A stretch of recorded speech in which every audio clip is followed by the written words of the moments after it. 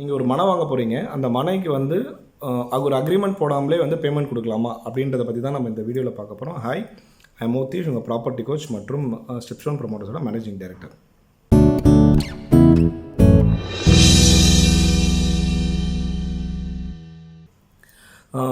ரீசெண்டாக இப்போ நான் இந்த அன்னப்பூர் லேஅவுட்டை பற்றி ஒரு ரீசெண்ட் வீடியோஸ் போட்டுகிட்டே இருக்கும்போது எனக்கு நிறைய கமெண்ட்ஸ் வந்துட்டு அதில் ஒரு நண்பர், அவர் நேம் குறிப்பிட விரும்பலைன்னா அவரோட ப்ரைவசி காரணத்துக்காக, அவர் என்ன பண்ணியிருக்காரு, ஒரு ப்ராப்பர்ட்டி வந்து அவர் ஊரில் வாங்கியிருக்காரு.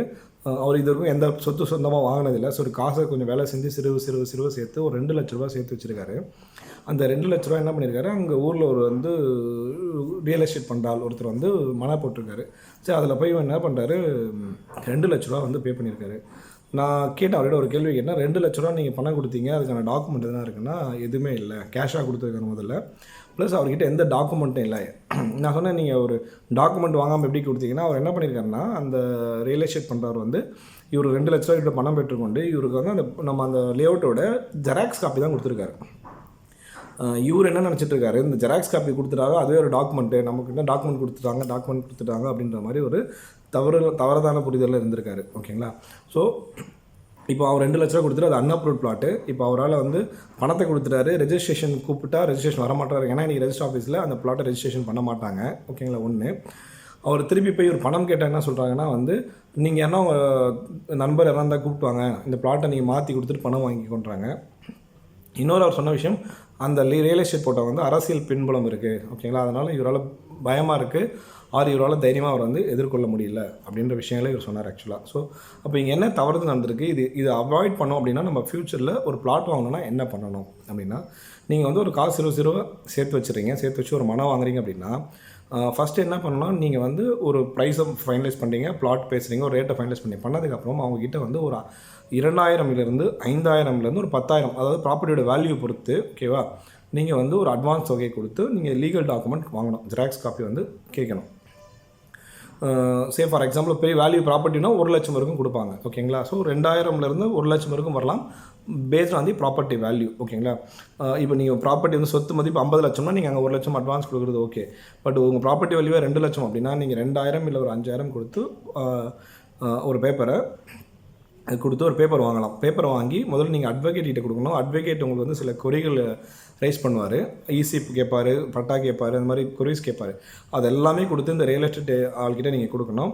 அவரும் அந்த ரியல் எஸ்டேட் ஆள் அந்த கொரிஸ் எல்லாமே சாட்டிஸ்ஃபை பண்ணணும். ஓகேவா? இது எல்லாமே முடிஞ்சதுக்கப்புறம் ஒரு அக்ரிமெண்ட் டிராஃப்ட் ஒருத்தர் கொடுப்பார். அந்த ரியல் எஸ்டேட் இருக்கவங்ககிட்ட agreement draft, sale agreement draft ஒன்று கேட்கணும்.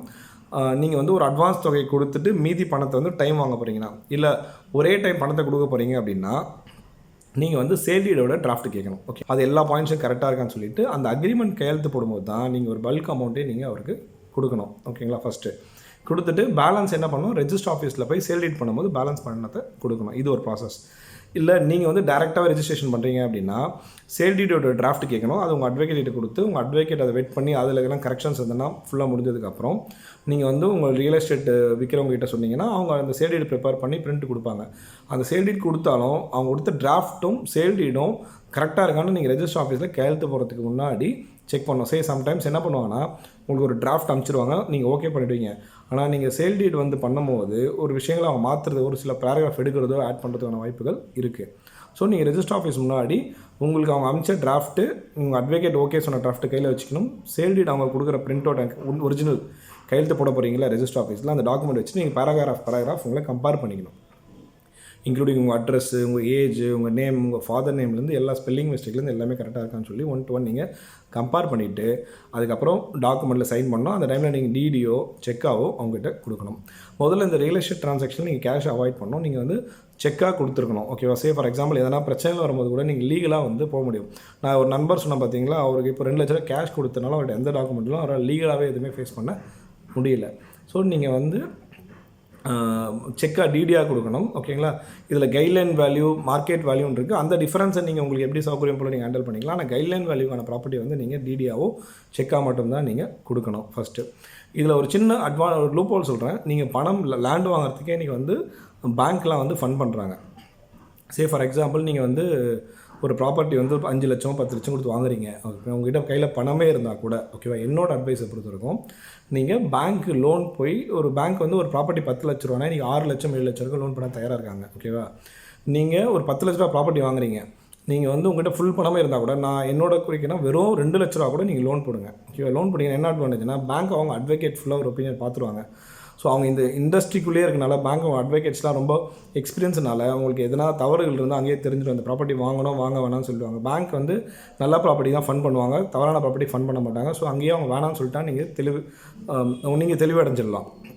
ஸோ நீங்கள் ஒரு 2 லட்சத்துக்காக வந்து ஒரு லோனை போட்டு ப்ராசஸ் பண்ணிங்க அப்படின்னா உங்களுக்கு வந்து லீகல் அவங்க செக் பண்ணிவிடுவாங்க பேங்க்கு. ஸோ பேங்க் ஆல்ரெடி ஃபண்ட் பண்ணது அப்படின்னும் போது ஓரளவுக்கு கிளாரிட்டி இருக்கும். அதை நீங்கள் ஒரு 2 வருஷமோ 3 வருஷத்துக்கு அப்புறம் கூட நீங்கள் அந்த ஃபண்டை உங்கள் கையில் இருக்க பணத்தை பேங்க்கில் கட்டி கூட க்ளோஸ் பண்ணிக்கலாம், ஓகேங்களா. இது வந்து ஒரு சின்ன ஒரு அட்வான்டேஜ். நீங்கள் உங்கள்கிட்ட உண்மையாக உங்களுக்கு 100% பணம் இருந்தாலும் ஒரு 2 லட்சத்துக்காக நீங்கள் லோனுக்கு போனீங்க அப்படின்னா உங்களோட லீகல் வந்து டபுளாக வெரிஃபை ஆகிடும். நீங்கள் உங்கள் அட்வொகேட் வெரிஃபை பண்ணது இல்லாமல் பேங்க் அட்வொகேட் வெரிஃபை பண்ணும்போது உங்கள் ப்ராப்பர்ட்டி வந்து கிளியர் ஆகிடும். ஸோ நண்பர்களே, எனக்கு வந்து ஒரு கோரிக்கை, நீங்கள் இனிமேல் எதனா ப்ராப்பர்ட்டி வாங்குறீங்க அப்படின்னா மொத்த பணத்தை எடுத்துகிட்டு போய் கொடுக்காதீங்க. முதல்ல டோக்கன் அட்வான்ஸ் 5000 10,000 கொடுத்து லீகல் பேப்பர் வாங்குங்க. ஒரு அட்வொகேட் ஃபீஸை கொடுத்து லீகல் செக் பண்ணுங்கள். அது ஓகே ஆனதுக்கப்புறம் மட்டும் நீங்கள் அக்ரிமெண்ட் பண்ணுங்கள். அக்ரிமெண்ட் பண்ணும்போது செக்காவோ டிடியாவோ பணம் கொடுங்க, கேஷை ஹேண்டில் பண்ணாதீங்க, ஓகேங்களா.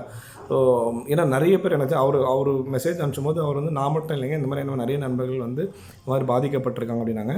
ஸோ அவரோட பிரச்சனை வந்து நம்ம மற்ற எல்லாருமே ஒரு எக்ஸ்பீரியன்ஸாக இருக்கட்டும், மற்ற யாருமே இந்த தவறுதல் பண்ணக்கூடாது. முடிஞ்ச அளவுக்கு இந்த வீடியோ யாரெல்லாம் பிளாட் வாங்குறாங்க, இது மெயினாக எங்கே இருக்குது அப்படின்னா சிட்டிக்குள்ளே ஒரு அவேர்னஸ் இருக்குது. அவுட் ஆஃப் சிட்டி வந்து இந்த அவேர்னஸ் ரொம்ப இல்லை. ஆக்சுவலாக வில்லேஜும் அதர் டிஸ்ட்ரிக்ஸில் வந்து சதர்ன் டிஸ்ட்ரிக்ஸ்லலாம் வந்து இது அவேர்னஸ் இல்லை. ஸோ முடிஞ்ச அளவுக்கு இந்த வீடியோவை ஷேர் பண்ணுங்கள். எவ்வளோ பேர் மேக்ஸிமம் எனக்கு வந்து villages and other districts maximum கொண்டு போய் சேர்க்க முடிஞ்சதுன்னா அவங்களாம் இந்த மாதிரி ஏமாறாமல் இருக்க கண்டிப்பாக தவிர்க்கலாம். ஏமாற்ற அந்த ரியல் எஸ்டேட் ஏஜென்ட்டோட தவறு கண்டிப்பாக இருக்குது, ஓகேங்களா. அதை தாண்டி நம்மளும் அவேர்னஸாக இருக்கணுன்றது நம்மளோட பொறுப்பாக நான் ஃபீல் பண்ணுறேன். நன்றி, வணக்கம். இந்த அடுத்த வீடியோவில் உங்களை சந்திக்கிறேன். ரியாலிட்டி ஆஃப் ரியல் எஸ்டேட்ன்ற ஒரு புத்தகம் எழுதியிருக்கேன். குறிப்பாக ஃபஸ்ட் டைம் ஹோம் பையர்ஸ்க்கான இந்த புத்தகம். இதோட சாஃப்ட் காப்பி நீங்கள் வந்து டவுன்லோட் பண்ணணும்னு விருப்பப்பட்டீங்க அப்படின்னா கீழே டிஸ்கிரிப்ஷன் லிங்க் கொடுத்துருக்கேன். நீங்கள் அதை ப்ரெஸ் பண்ணி இதோட சாஃப்ட் காப்பியை நீங்கள் டவுன்லோட் பண்ணிக்கலாம். Hi friends, subscribe to my YouTube channel and follow me on Facebook for regular updates.